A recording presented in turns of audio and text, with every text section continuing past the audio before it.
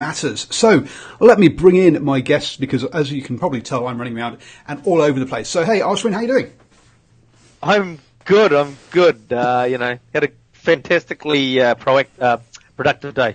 Wow, and a shirt I've not seen before, I must admit. There you go, your Canterbury Rugby World Cup 2011, is it? 2011. Wow, there we go. Fantastic. I think that was a birthday present, I think.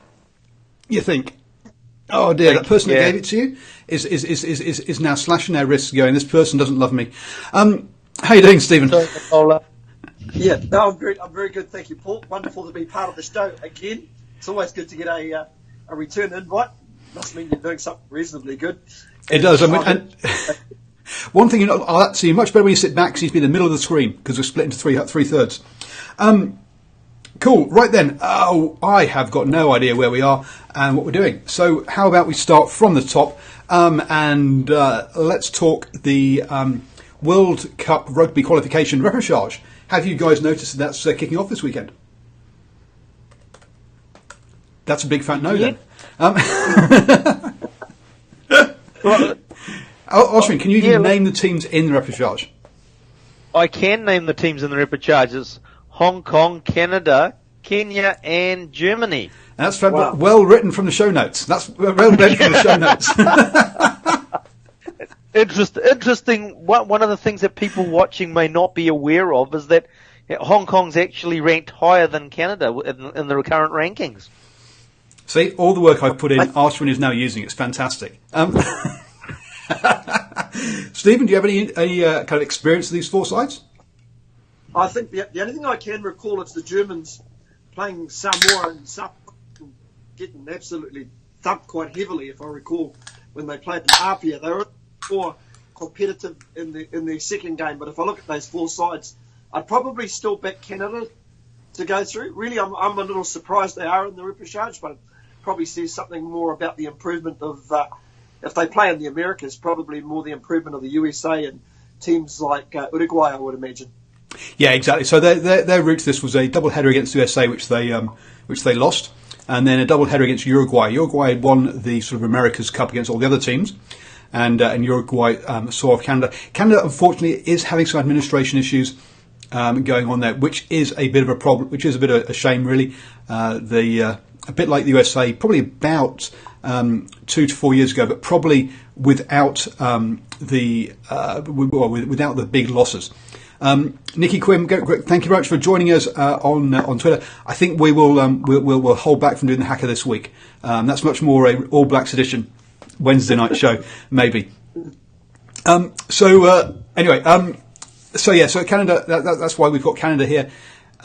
Germany made it when Romania and Spain were both disqualified for fielding ineligible players. Now, Germany looked good about 3 years ago, and then their multi-millionaire backer got upset with the union and pulled out the union, and then pulled out of the club side he was running. And Germany has since then nosedived in their performance, and so that's why you see Germany in here, but down in like 29th place and in a bit of a mess. And then Kenya. I'm sort of thinking it's not fair. The other thing that's not fair is that you got countries like New Zealand poaching their top players from Germany as well. Oh dearie me! Now we're playing some kind of the what do you call it, cards? Stereotype cards, aren't we? Yes. No. It was just interesting that there was one of the boys that's come over from Germany that's playing down in Nelson, who's actually made it through to the New Zealand secondary schools, I believe, team. Very true. Yes, there is that. I did see that article. Yes, there is that German boy who's come through, who's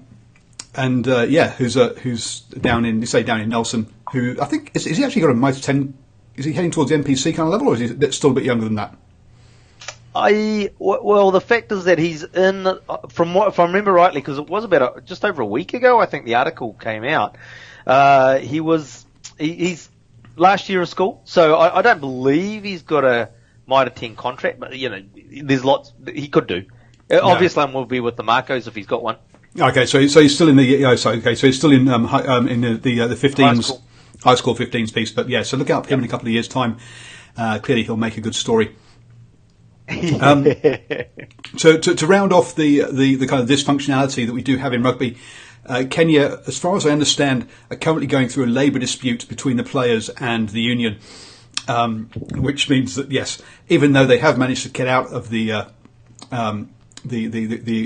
African Championship, since then it's all basically gone to custard, and so this really, as Christian has said in the YouTube chat, this really is down to between Hong Kong and Canada, who thankfully meet in week 3.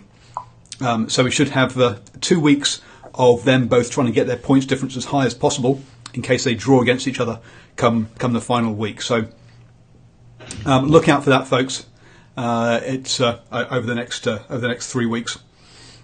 So it's just sort of like it sounds like Kenya's going through a West Indies type moment, obviously, with their players. But it's just on a serious note, it's quite a shame when you look at the strength that the Kenyans have had with their sevens team.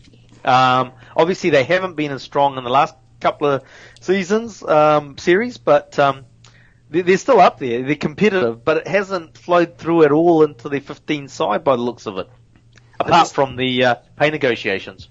I was going to say, Ashwin, I just wonder what sort of structure that they've actually got back in Kenya. Obviously, they've got sevens, but I'd be intrigued to know what sort of local level rugby or structure that they've got up and running. Do they have some players that maybe, for instance, play in the Curry Cup or in South Africa? Yeah. So there's a lot of questions. Maybe one of our viewers out there can probably enlighten us. Andre? Yeah, let's get Andre in there, who's our resident South African expert. Or maybe we'll try and get hold of Yellow Cap and to come back on the show that he's been on before, and especially because he works for the Afrikaans sports TV show, TV program over there, which is as a producer, so he knows his stuff as well. So yeah, look out for the Yellow Cap on Twitter. So yes, that's basically what it's going to come down to. And finally, I guess Hong Kong is interesting for two things. One, they actually have gone professional over the last couple of years. They do have a professional side, or professional. They're fully contracted international players. But they will also be mentioned by Rapid Rugby, which is a new competition that I came across today. Have you heard of Rapid Rugby? Is that a Twiggy Forrester job? Exactly. Well done, sir. Yes. So Rapid Rugby is the new World was it Rugby World Series, whatever he called it. The thing that he put together for the Force, and that's now been rebranded as of I think it came out yesterday as Global Rapid Rugby. So what do you think of the name, boys? Well, I just hope it's not. I hope the competition is not so rapid that it comes and goes, for starters. But I don't know. A lot of hurdles, I would imagine. I'd love to know what's involved and what they've got on the table. Okay, then. Well, let's run through them. So year one is going to be either 6 to 8 teams, with a pre-season in January, and then a February to mid-June competition with 10 to 14 games, per team, and $1 million worth of prize money. Now I'm assuming that's Aussie dollars, but I could be wrong. But as yet, I mean, this kicks off in mid-January. In January. We're now in November, and 2 months away. We don't know who the team's going to be. So, Rapid Rugby. They only need a week to set it up. So, looking at it at the moment, so the 6 countries that it looks like it's going to be, or the 6 locations, one of them isn't a country, or 2 of them aren't countries actually, are Singapore, Malaysia, obviously Western Australia, Hong Kong, Fiji, and Hawaii are the... Fiji? Yep. Now, West Australia, we can see where that's going to come from. It's the Force. There's a team there.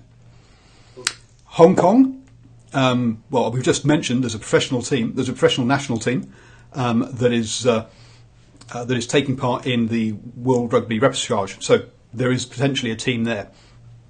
Fiji, There is the Drua, so depending on how how Twiggy and the ARU are getting on, obviously, so the Drua from the NRC could take part.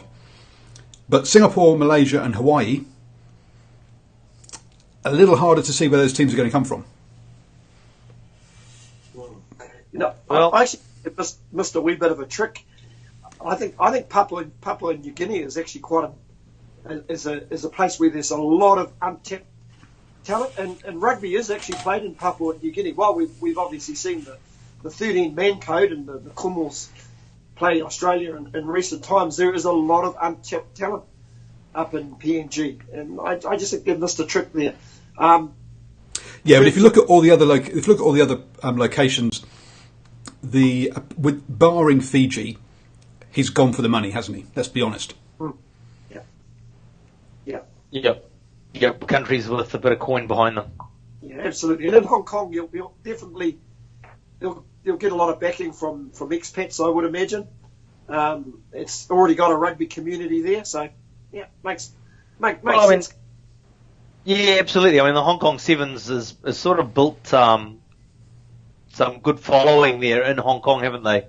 It's been there for a long time, and they've got those expat clubs going on. So looking at Krista in the chat in the YouTube chat room is basically sort of saying that there's the money there if they're paying their centrally contracted players $100K US.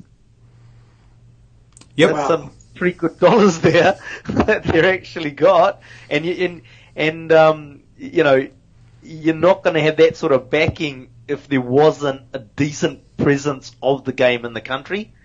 You know, nobody's going to stump up with that sort of money just to say, oh, hey, yeah, look here, have some money, sort of thing. And that's what they got the Sunwolves to go there for one of their home games. Sorry, which Sunwolves beat the Sharks from memory there, I think it was. So obviously they've been there. Sunwolves have been going to Singapore as well, but those crowds have been poor. Which, having lived in Singapore, having been to the Singapore Sevens in its first iteration, yeah, there isn't yes, there are the expats, but there isn't the audience to go to games. Hong Kong has got that. Now, I did fly out to Hong Kong for the 2011, that was Rugby World Cup. 2009 Lions versus Barbarians game that they hosted in Hong Kong, which was an absolute disaster. It was just too one-sided. But yeah, no, it was good. The residency rules, he's talking about 3 years to 5 years that'll be happening, which is what Christopher's talking about there about the residency rules. Nothing to do with China. Not to do with China. He also does mention that for the 2019-2020 season, potentially 2 teams in Japan, potentially a West Sydney team, and potentially one in New Zealand, which was obviously going to be North Harbour. Now, apparently the ARU and the New Zealand Rugby have turned around and gone, no, you can't have West Sydney, no, you can't have North Harbour in the competition. Which obviously hasn't helped things there. And for some reason, the Japan teams apparently, from my Japan source, are not going to be in it for the first year at least. He then even goes bigger than this. So he then says in 2021 and 2022, they're looking at expansion into the United Arab Emirates, Sri Lanka, India, China, and Korea. So they're putting some big statements out there. He's going very Martin Luther. I have a dream. Here's a question. What's to stop, say, for example, players who have in New Zealand that have missed out on super contracts, that you get offered a wider training squad contract, but there's an opportunity to go and play in this professional competition that starts in January. What's to stop those fringe New Zealand players heading off and playing in those competitions? You would think purely their New Zealand contract for the Mitre 10, but basically nothing much, because obviously they're going to get much more. He can outbid New Zealand Rugby quite comfortably in this. So yes, that's where he's going to get his players from, I guess. This is where New Zealand Rugby needs to think a little bit laterally outside the square box, whatever you want to call it, don't be so silly. I mean, you've got some wider training squad members. They've always got the out clause to go to Europe, right? But you want to keep those wider groups there because that's the depth of our game. So there's an opportunity to not be stupid and say, yeah, look, you're centrally contracted. We'll let you go play in Twiggy's competition.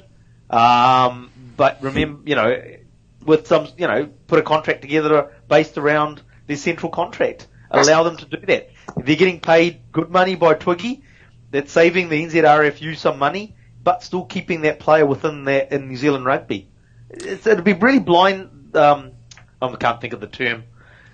Short-sighted. Short-sighted. That's the one. Short-sighted for to not look at coming up with some sort of scenario.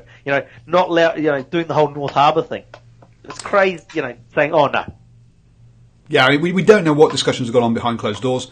True. But I guess part of this is that this whole thing grew out of acrimony between Western Australia and the ARU, which hasn't, and they've clearly not managed to come to nice terms since then. They've just come to a minimum working relationship, unfortunately. Christopher does mention in the chat, so why no team in Adelaide? I really have no idea, to be honest with you, but it's just not one that has ever come up in any of the stuff that I've heard coming out of Australia. I think it's pretty much the main reason being that they're probably not looking at Adelaide is that outside of AFL, nothing really seems to work in Adelaide. They've had the other oval ball code tried to set up teams there before, and they failed. I'm not sure how the round ball goes there in Adelaide, but basically, AFL is the big sport in Adelaide, and nothing else seems to get much traction. So I think, and the fact that Adelaide's population is about the same as Auckland, I believe, about 1.5. I could be wrong on that. A couple of comments say that that Sri Lanka and Malaysia have both got more registered players than Scotland, and I do know there's been a lot of work been going on in Malaysia to try and build that up. I think it's still early days as far as professional rugby goes, and I think that the teams in Malaysia, Singapore, and Hawaii, unless you basically ship in an NRC, an NPC team into each one, they're going to struggle day one. In fact, so Adelaide's actually got a population of 1.2 million. Smaller than Auckland. There you go. Yeah. Wow. I know there's big work being going on in Malaysia. Singapore, the rugby scene is dominated by expats already. Who basically the only way you're going to be an expat in Singapore is if you've got a high paid day job. So you're unlikely to give that up to do this instead. There'll be a couple of execs who think, hey, let's have a go at this professional rugby lark as a bit of fun. But they're going to get hurt pretty quickly, is my expectation, between, I guess, professional players. Just because it's not a hash rugby chat edition, if I don't back the truck up a bit, beep, beep, beep. Yep. I just wanted to say, I love the concept of the round robin for that qualifier position. I think that's actually a good concept for that, to have that competition, and rather than just normal sort of, when it takes all type scenario, there's actually a round robin with the highest table place getter getting the spot. So for those of you who are struggling to figure out what the hell Ashwin is talking about, he's gone all the way back to the Rugby World Cup Repechage competition that's happening and kicking off this weekend. Sorry, my bad. It's all good, but just explain where you're backing up to before you start talking about it. Oh, dearie me. No, yeah, exactly. But when you've got 4 teams in there, a round robin is the obvious way to. I guess they could have shortened it to 2 weeks by having semi-finals and final. But yeah, round robin seems the right thing to do. I'm just the only thing you can't tell. I've had a look at the draw and where they're playing and the times they're playing it. Just can't quite make out if they're actually sort of like a curtain raiser to some of the France autumn international matches, which would make sense. You know, be a good idea to sort of to bundle it like that. Very quickly having a look, and they're all in Marseille. So I am. Whereas I think they're all in Marseille, and I think that France are playing in Paris for their 3 games.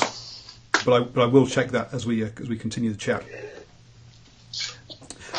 So yes, that's basically Global Rapid Rugby. There is a very well marketed video, or very well produced video, if you want to become a sponsor, which is all great to see. But I'd rather actually know that the teams existed before we actually tried getting sponsors for it. Would be my main comment about this. This smacks to me of pro rugby. I don't know how many people follow USA rugby, or rugby in the USA, shall I say? But 2 years ago we had pro rugby. It was owned by a central person, and it was a lot about him. And there's a lot about Twiggy when you look at the literature around this global thing. His name's all over it. You can't read it without knowing who's backing it. It's pretty similar to pro rugby, and that lasted 1 year before it collapsed. And then the Major League Rugby, which is now a decentralised model, is up and running and working. And if one of those clubs goes bust, it's not going to take out the league. So whilst Twiggy isn't about to go bust over this, let's be honest, he's in the billionaire, not millionaire category. It is still down to, does he want to do it or not? And it's all down to whether it's his plaything, let's be honest. Interesting. I've just Googled it, and you get a story that comes up on the rugby, what looks like the Australian rugby website. Yep. So they're actually, obviously they're not totally against it. Oh no, they are sanctioning it and everything, but they don't seem to be. They're not playing fully nicely together yet, I don't think. You're probably from Australians rugby's point of view, it's just a profile. They want to keep their game on a reasonably high profile because it's what's it ranked, number 4 in Australia, maybe not even number 4, and dropping. So anything that's going to sort of keep rugby to the forefront is probably a good thing for them. Just with you were talking about Twiggy before.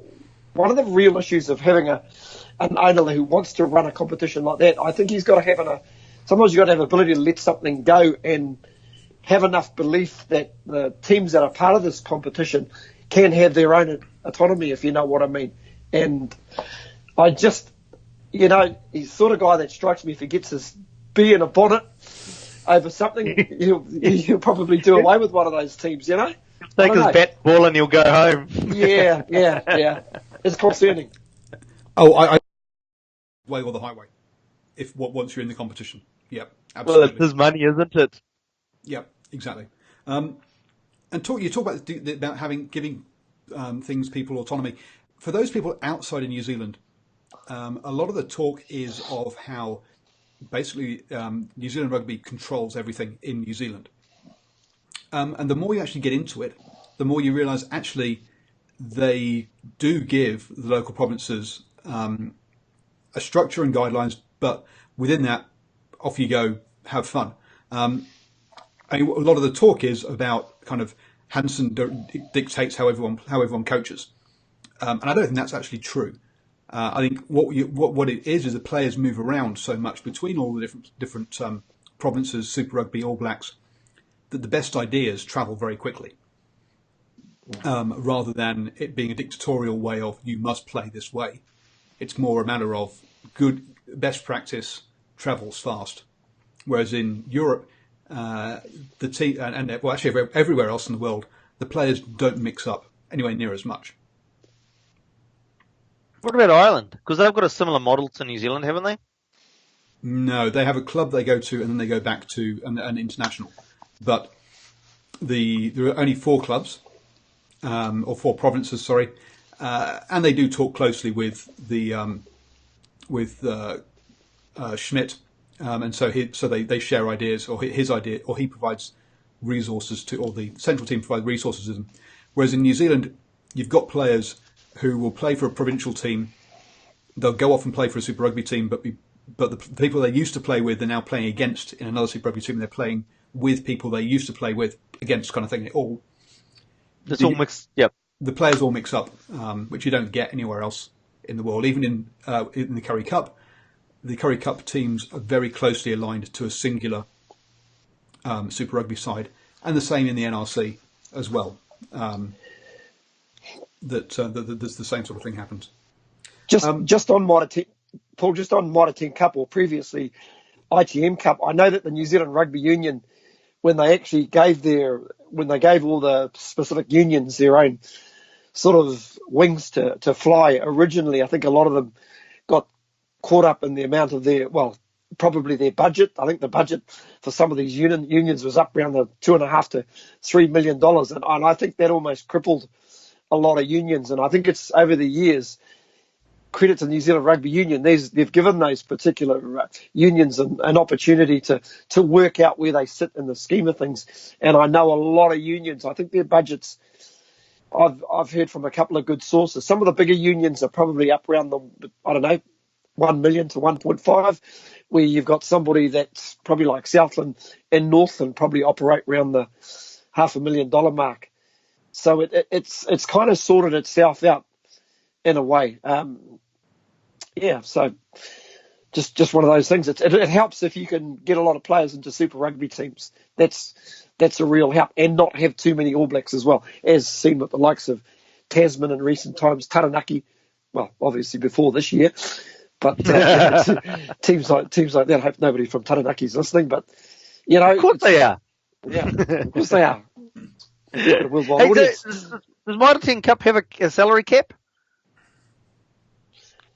I actually don't think it has, but to give you a fair idea, I suppose it depends how much a union, what size of the sponsor they can attract before they can, and they'll probably pay their better players, their better Super Rugby players. They'll probably top them up a little bit, like, without giving away too many trade secrets. I know that with the Northern Rugby Union, a lot of the contracts were around about the 40K mark. Those were for the top end players, and those contracts can come right down to 15K. So I hope I haven't given away too much information, but it just gives you a fair idea of a union on that sort of magnitude. I would imagine for somebody like Waikato, going up to Premiership next year, they will probably have to maybe go to the market or top up. Yeah. So yeah, and again, I'm you can't. Being in the media box, I hear things that, again, I don't want to say things out of place. But one of the things is you'll have noticed if you're at the ground was that they had 2 screens all the way up during the regular season, but they hadn't budgeted for 2 screens during the playoffs, and hence they couldn't afford the second screen. They only had 1 screen for the semi-final and the final, which shows you how narrow those budgets are, how little wiggle room there is. But the quality of Mitre 10 Cup in the last couple of years has been really good. And what we're sort of seeing and what we're talking about tonight is just that little bit of extra money, if we could find it from somewhere, and that competition could go to another level. Well, it's quality rugby. No, it's good question. Rugby. Yeah, I mean, you go back a few years, possibly when it was around the ITM Cup days and that, some of the rugby was a bit ropey. You'd watch some of the first 15 games and rather watch that than let's call it an NPC game. But over the last couple of years, I know my son's 7 and he's quite happily sitting down to watch a Wednesday, Thursday, Friday game. The games are good quality, whether it's in Championship or Premiership.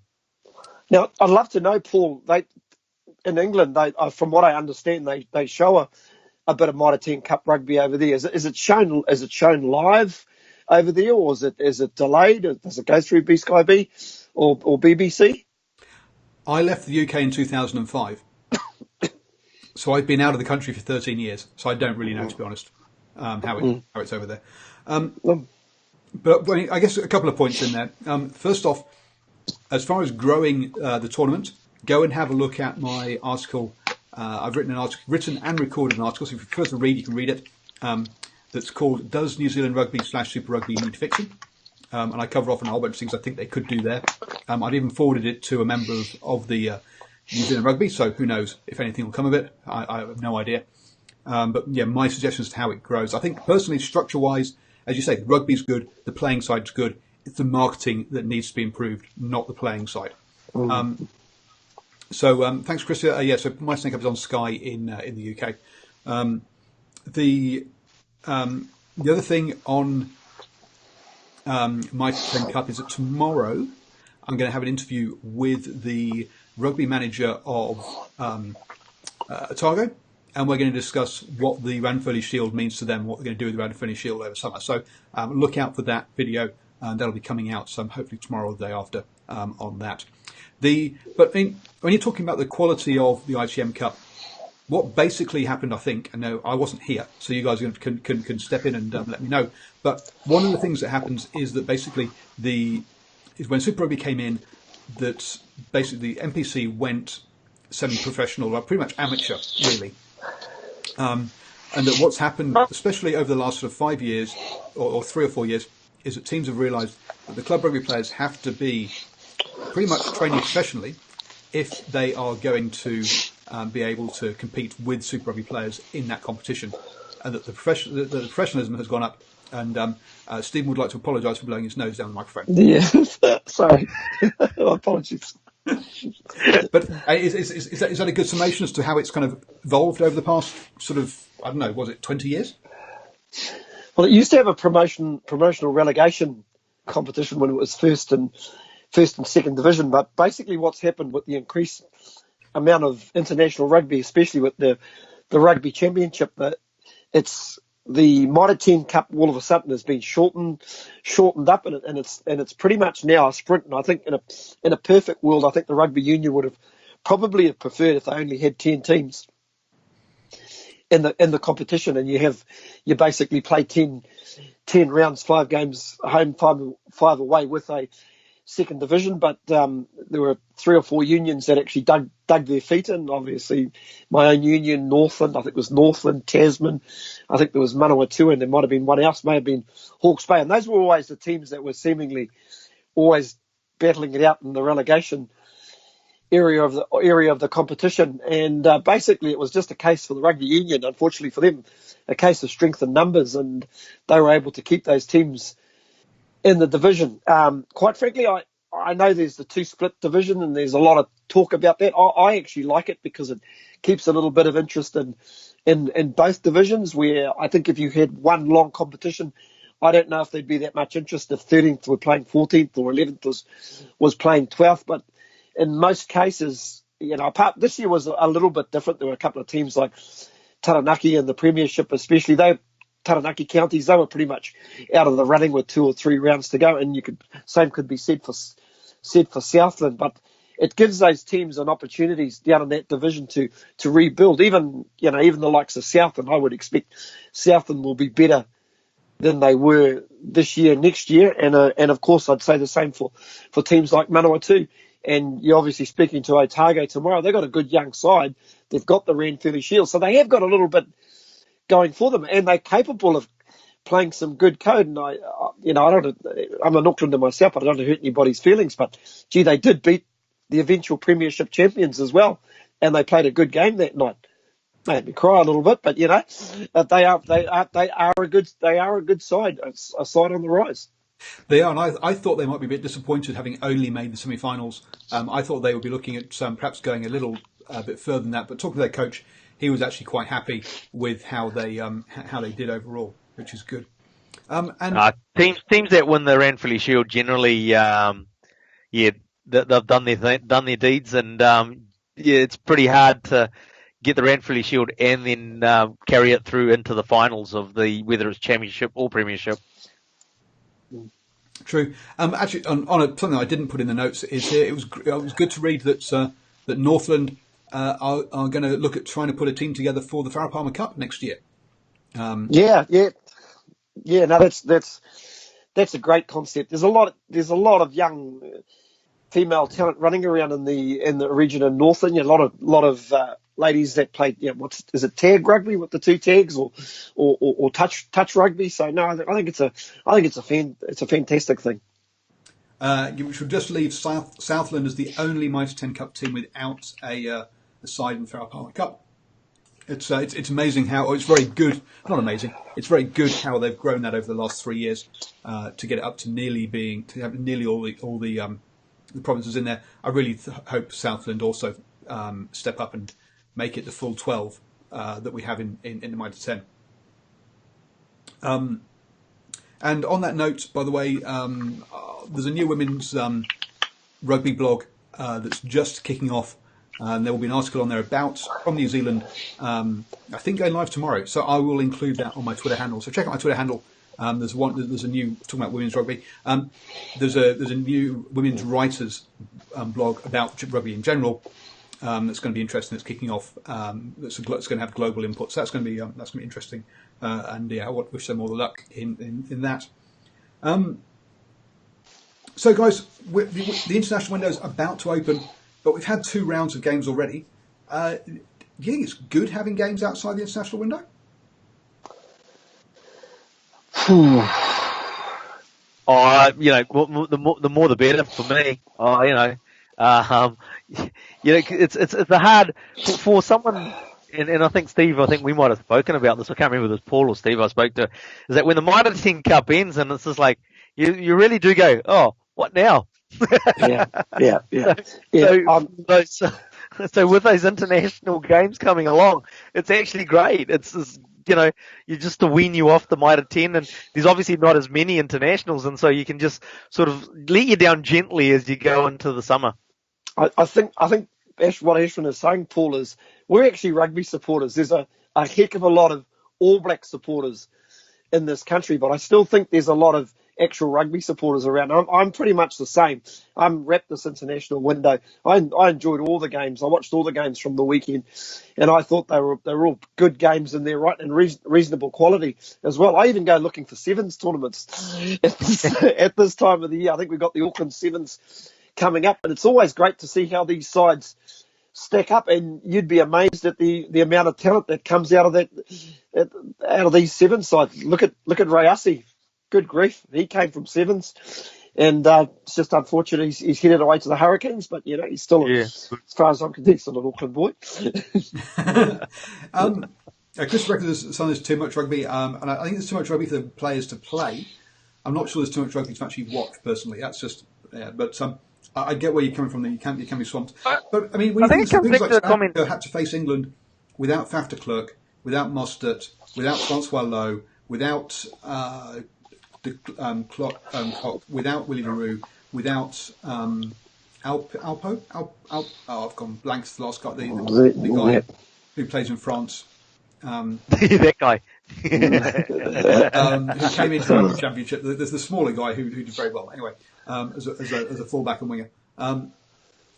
So. Eplon. There you go. They have 6 players who could reasonably be in the matchday 23, missing to play England. Does it cheapen that kind of game, or will you still think it's worth it? Oh, gee, tell that to the English players who celebrated at the end of that game. No, they'd be wrapped with that. They'll take the win anyway. I suppose just on that game, for me, the disappointment with South Africa, I thought they just took a little bit of a backward step to what they'd had offered against the All Blacks and Australia during the Rugby Championship. I just thought they kind of played into England's hands. They took England on up front and tried to bash the heck out of them. And one thing you'll give the English at Twickenham, if you're going to get into an arm wrestle, you're going to get a good fight over there. And I just thought the longer that game went, I actually thought England actually got better, and they were just moving the ball. In fact, I actually thought they were moving the ball a little bit wider than what South Africa. Probably a little bit static, though. That was the only... If I had a criticism of England, guys weren't running onto the ball. The ball was just being moved across field. Yeah, just being... Exactly. But they got on the outside. England did do a lot of kicking, though. I think they kicked out of the hand 45 45 times, but a lot of those kicks were contestable kicks, so they virtually just about strangled the life out of South Africa. Well, I think South Africa yeah, with the 2 5-metre line-out overthrows, and with Pollard only kicking half his kicks, to me, South Africa lost that game rather than England won it, personally. And I'm an England supporter. Yeah. Oh, I think with England, given the personnel that they actually had out, I think going into that game, I don't think they were expected to win it. But with the test coming up against the All Blacks, it'll just give them great confidence. But I thought they scrambled well. South Africa had a lot of ball in that first half, especially, and they scrambled and they just really, really did enough. You could tell, but they were missing a couple of their key advantage line guys, and the Vunipola brothers, especially. Those guys just give you go forward an advantage. But the longer that game, I actually thought the better that they got. At the end of the day, yeah, Pollard, you could arguably say, missed a couple of kicks here, but England took the opportunities. I was impressed with them. Well, we'll see what happens next week. Yeah, I mean, Christian says in the chat, Malcolm Marks was terrible. One of the worst games I've seen him play. Unfortunately, he's a world-class player. And I think the conversation we just had just sums up why the Autumn Internationals aren't too much rugby, because again, it comes down to how good's the quality of the game. If the quality of the game is good, then we love watching rugby and we'll watch it. If it was, you go back to the 70s, if that game was played in a paddock of mud, and the ball just dies every time something kicks it through, anything happens, or they can't run, you're not going to watch that game. But these days, the quality of the games is such that you want to watch them. Christopher does make a good point. You do have, at the same time as the internationals, you've also got the Aviva Premiership going, or the Gallagher Premiership going on. You've got the Pro 14 going on. You've got the Top 14 going on. It's a lot of rugby in Europe for those sort of people. For us down here, where the sort of Super Rugby happens, and we don't have the distraction of international rugby. When we've got the Mitre 10 Cup, we've only got the Rugby Championship going on, not the massive something like 10 or 12 international games we've got this weekend. You'd have the 2. So the balance for us down here is perhaps better from a viewing point of view than it is for those people up in Europe, where they get kind of feast or famine, perhaps a bit more. Yeah, so the players up there, Paul, in the Northern Hemisphere, it's kind of a little bit like a meat market. So they're getting well paid, so you'll play, and that's the end of the story. We get out there and play. We're a little bit different down here. Obviously, our players don't get played as much, so the likes of Hansen and Co will basically rest players if he sees that players look like they're fatiguing, and even for us as viewers, we can see somebody like Sam Whitelock, towards the latter part of the season has been fatiguing. He gets a rest. Well, I would imagine somebody up in England like a George Cruz, just to give you an example, doesn't have that luxury. He's probably got to roll out for England, and as soon as he's got past this autumn series, he's got to head up for his club. Is it Saracens he plays for? Yep. So he's just got to roll out again. There is no silver bullet to sort this out. There is.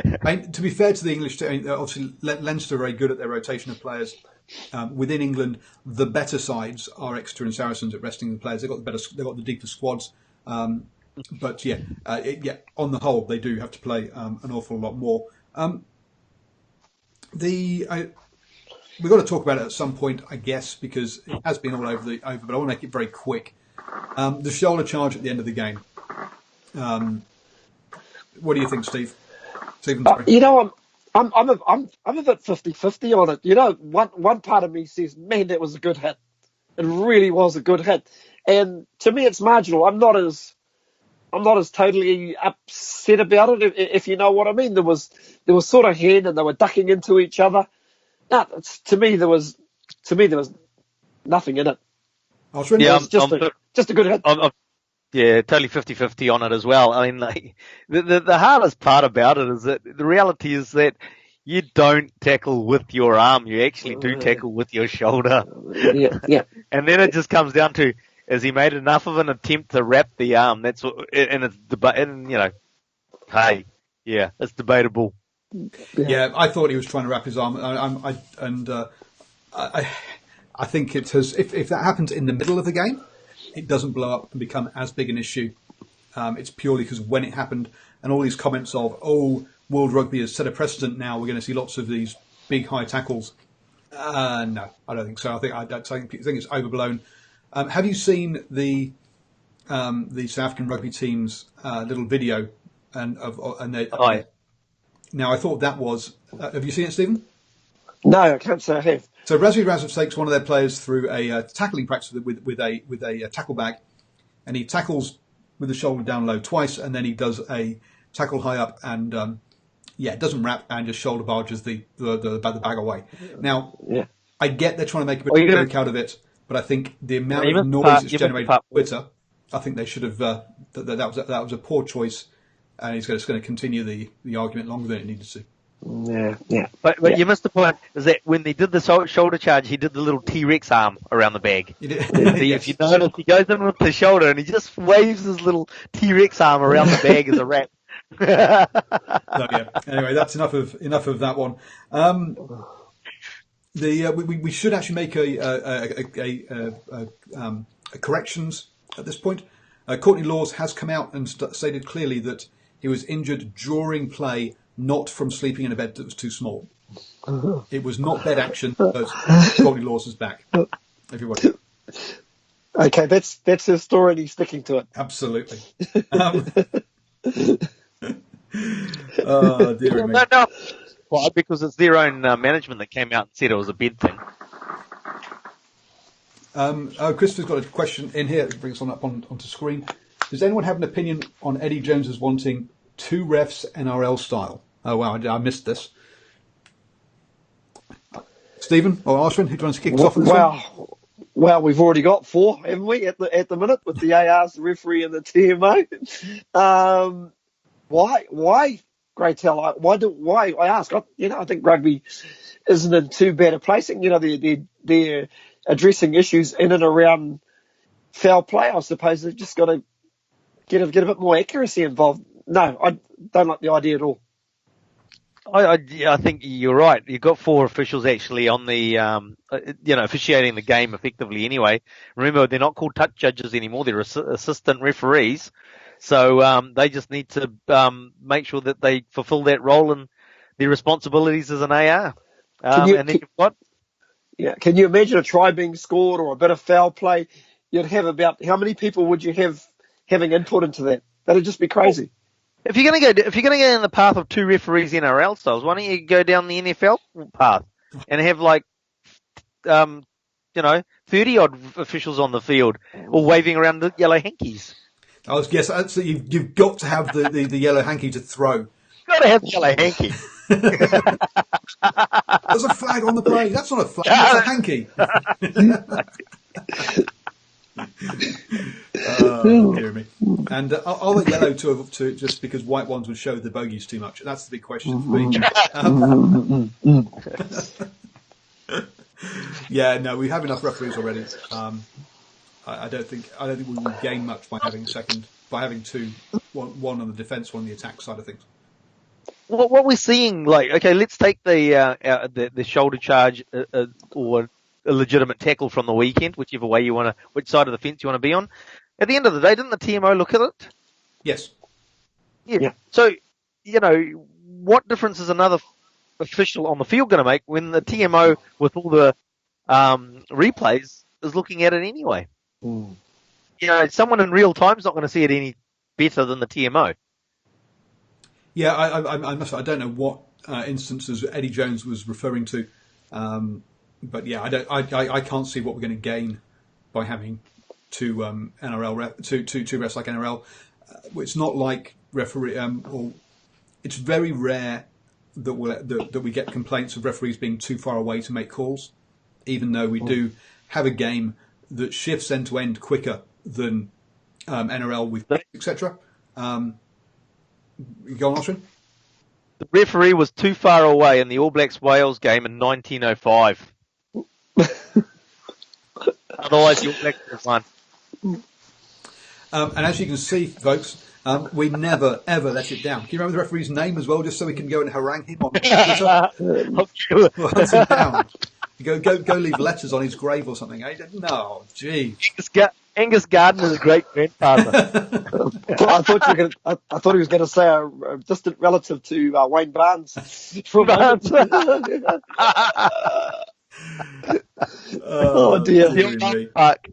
Oh dear. Listen, just on officials, it's easy. I often read a lot of the threads, and people will say, "Oh, yeah, the ref was on his side, and the ref was the 16th man." But there's a lot that happens within 80 minutes of a game, and it's the 23 to a squad. It's the 46 players that go out on the field who get to influence the direction of a game, not the actual officials.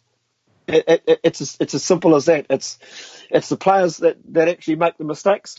All the official is there to do is facilitate, and that's the great thing about rugby. It is about interpretation sometimes, and what we've got to remember when we're watching it on the Google box, or whether we're at the ground watching and we're 100 meters away, the referee is right there. He can see exactly what the players are doing at breakdown. To me, it's a pretty simple game. You're on the ground, you're out of the game. You come in, you clean out players from the side. You know exactly what you're doing. It's just one of those things. And and whilst it might be apparently a simple game, I'm glad I'm not refereeing it. Let's be honest. The refs make a lot less mistakes than the players do. If your side loses, do not blame the referee. Blame your side. South Africa lost this game because they. If we can pick out some individual mistakes, but with the 2 overthrows at the 5 metre lineouts, we can pick out the 2 kicks that Pollard missed, and there were other opportunities they also messed up as well. The players lost that game. The referee did not win it for England. That's for certain. So I'll put my hand up again and say, so the referee for that game was John Dallas.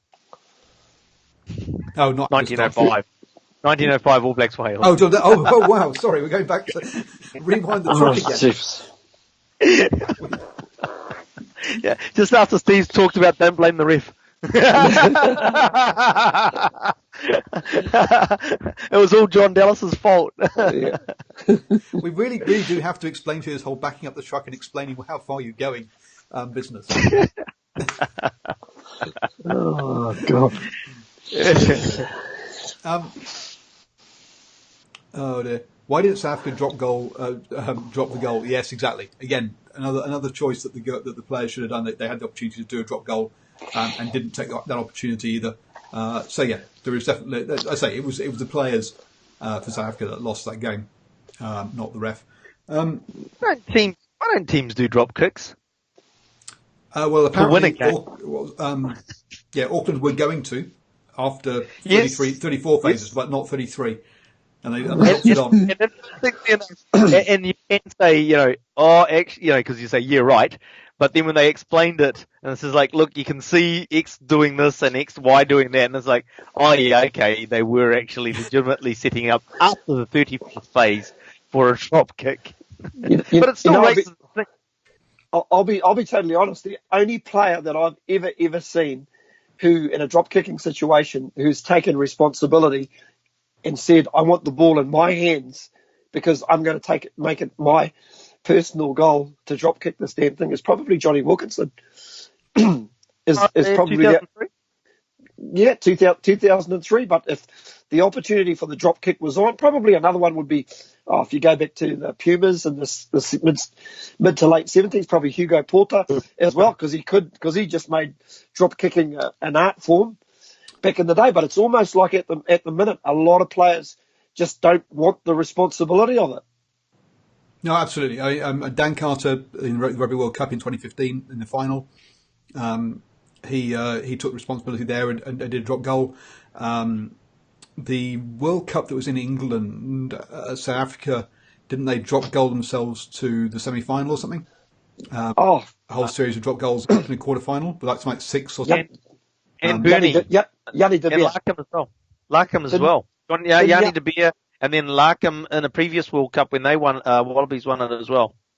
You know what? It's 3 points. It's a good method. If you've got a skill at drop kicking goals and you're going to accumulate points, take it every day of the week and twice on Sunday. if you're good at it. I've really got no issues with teams that will take the drop kicks. I've got no issues with teams. That's the point of difference rugby has to rugby league. It's played in different styles. And even I know English teams over the years have been much maligned about their forward-orientated style. Well, let me give you the tip. That's their strength. That's what they play to. And if they can maul a ball 30 yards downfield, put themselves into position to win on penalties, well, the other team wasn't good enough to counter that. And it's, as New Zealanders, it's something that bugs me especially. We can't seem to get our heads around it. You take the win every day of the week and twice on Sunday, guys. Yep. And there's a podcast called Green and Gold Podcast, or Green and Gold Rugby, sorry. And they have a podcast, they also have a website. But on their podcast, their intro goes, and Larkham, he's out De Beer. It was that big a moment for them that they've chosen as their intro, because that's one of the biggest moments in Australian rugby is a drop goal. So yeah, drop goals are special. We have done them. I mean, like, who can forget Alan Hewson at Eden Park against the Box, 81, to win the game? Yeah. The great Zinzan Brook to a real important drop kick against South Africa. And once again, here's a guy with a high skill level who just was asking for the ball. Give me the damn ball and I'll drop kick it over. He actually, and it was against England, and he was yelling at them, "Give me the ball." Yeah. As Zinzan used to, actually. So there we go. Kieran Reid has got a life goal of his is an All Blacks drop goal before the end of his career. Otherwise, his career is not complete. No. Oh, I bet you if you asked him, I'd take a third World Cup ahead of that drop kick. I think he'd probably take the third World Cup.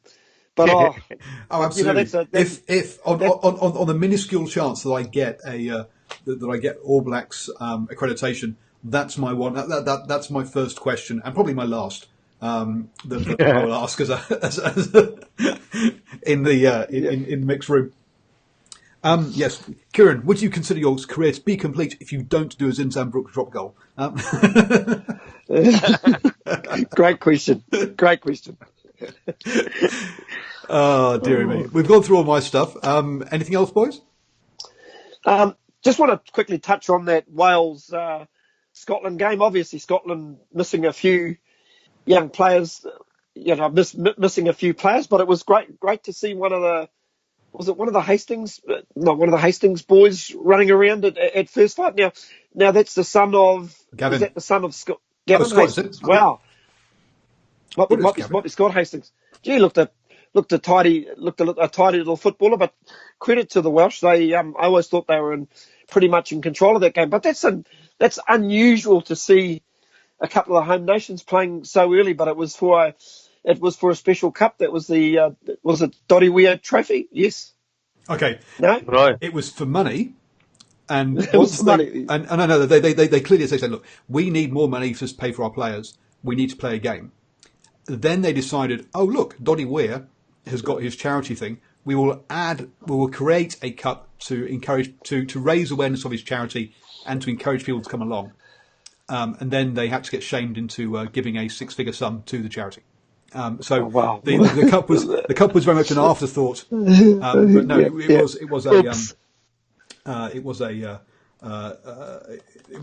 was for their finances. Hey, just on the so Scotland's first five, the son of a Hastings, he's going to be a big first five. Oh. Those boys were big. The game is evolving. No worries. There was the boy Kinghorn at fullback who was in the Scottish under-20s last year. So it just goes to say their systems are working as well. Just thinking what else? Yeah, the Māoris probably. I suppose we should have expected that win against the USA and understrength USA side. And once again, Akira Ioane, well, he's the form horse that still keeps giving, doesn't he? The man is just... He does. And, well, tomorrow night on the All Blacks edition, we'll be discussing the All Blacks, Japan All Blacks, USA, New Zealand Maori, USA Black Ferns, as well as looking forward to England, the All Blacks, Brazil, the New Zealand Maori, the Maori All Blacks, and France versus the Black Ferns. So yeah, we'll go into depth on those ones tomorrow night. Other things that happened at the weekend, there were a couple of Tier 2 teams playing club rugby, playing clubs in the run-up to the repechage. What else was going on last weekend? So the Dragons played Hong Kong and beat Hong Kong, and Oxford lost to Canada. Heartland 15 and beat Romania, Fiji. Romania beat Kenya as well, 36-5. So Kenya's really going to struggle. Oh, and obviously Ireland beat Italy convincingly. Oh yes. As well. So, well, actually, obviously we're running out of time now. But what's the thoughts on the triple header in Chicago? I thought it was disappointing personally. Crowd-wise, it was disappointing. I almost wondered if Ireland should have been playing New Zealand Māori in terms of a better contest, and just sort of under. I think probably the sides being under strength really didn't help, and it looked pretty cold there. It looked like the ones that were there were, and it seemed to me by the time the third game got around, it almost like the crowd had emptied out. Maybe it was a little bit too chilly in Chicago. It's known as the Windy City for a reason. But yeah, they had 35,000 apparently. And this one, to sit around for 3 games back to back is a long day. That's a long day. So, you can't expect people to sit through 3 games, let's be honest. A double header is a hard ask. Yeah. But the other thing I was sort of thinking is that, who was it? Was it Australia and Ireland, or played a game last year at Chicago as well? Yeah. Let's face it, globally, it's the All Blacks that sell out a stadium. Yep. Yeah. Even with the Irish fans. It's just a fact. Might be a case of just overdoing it as well. In Chicago? Mm. I don't know. I think once a year to try and would be good. I mean, they've the New England Free Jacks are going to be based out of I think it's based out of Chicago in the Major League Rugby next year or the year after. Which one is it? Year after, I think.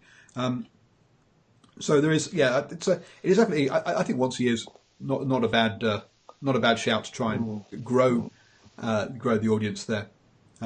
What's stopping them moving it around in terms of other centres? I mean, you've got a country that's massive and totally diverse from the East Coast to the West Coast. Is there no opportunities to play the game, say in New York or something, where you're going to have a bigger Irish population, which they talk about in Chicago? So I think one of the things that so I listened to a American rugby podcast called Red, White and Black Eye, the American Rugby Pod. Give them a listen to they'll be they went to this triple header.